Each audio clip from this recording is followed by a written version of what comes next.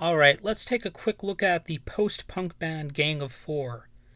The band's original lineup comprised of singer John King, guitarist Andy Gill, bass guitarist Dave Allen, and drummer Hugo Burnham. But they would eventually include musicians like Gail Ann Dorsey, a longtime member of David Bowie's band.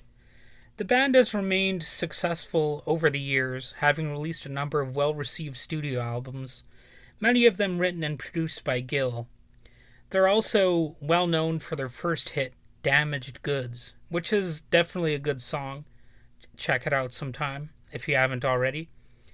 Despite being a major influence on musicians like Michael Stipe, Kurt Cobain, Flea, and Rage Against the Machine guitarist Tom Morello, Gang of Four has not been inducted into the Rock and Roll Hall of Fame. That's not to say they're considered as big as a band like The Who or something, or that many people know about their early years and rise to fame and, the lore of the band. But they're yet another one of those hidden influencer bands who are successful, yet somewhat overlooked. Obviously, plenty of people have heard of Gang of Four, so I'm not saying they're severely overlooked, but somewhat. Perhaps their style is an acquired taste, but it's also not the hardest taste to acquire. Basically, if you're looking for a new older band to check out, you could do worse than this one.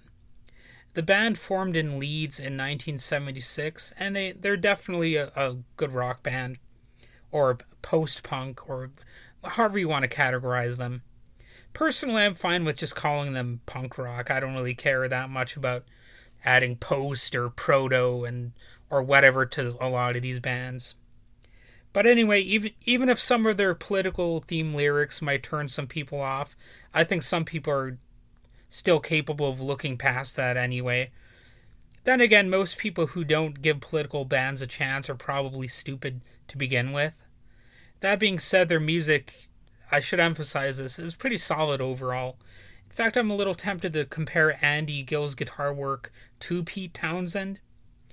Had Pete Townshend been more in experimental fringe styles, and if he had been more intentionally sloppy sounding, because, Andy Gill is capable of sounding, tight, but he definitely likes to do freaky things in terms of rhythm and being disruptive and jarring. It's a unique approach, and I'm able to appreciate it. If I recall correctly, I first checked out their music because Tom Morello mentioned them in a Guitar World interview, and I stumbled upon some of their albums for sale at a thrift store, and I just bought them because, for one thing, they were relatively cheap.